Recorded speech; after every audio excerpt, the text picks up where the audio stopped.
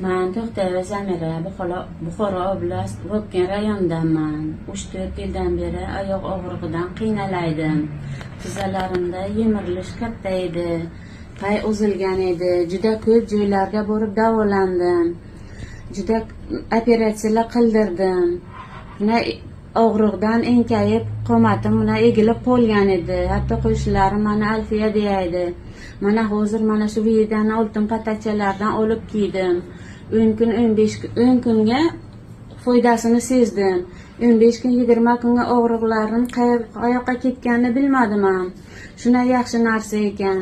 Hozir men xohlaganimcha yuraman, charchamayman, energiya beradi ham odamga o'zi kuch beradi. Juda yaxshi narsa ekan. Buni foydasini bilganimdan keyin mana qomatlarim ko'tarilib, oyoqlarimga yengil harakat bo'lgandan keyin mana ko'zoynagini ham oldim bu yedani. Bu ham juda yaxshi narsa ekan. Ko'zimga katarakta bo'ldi, davlenam bo'ldi, ko'rish qobiliyatim juda ham sust edi. Plus 1,5 ko'zoynak to'qaydim. Hozir u ko'zoynagimni tashladim. Mana shu mayda harflarni ham ko'raman. Juda ham yaxshi taassurotlarim.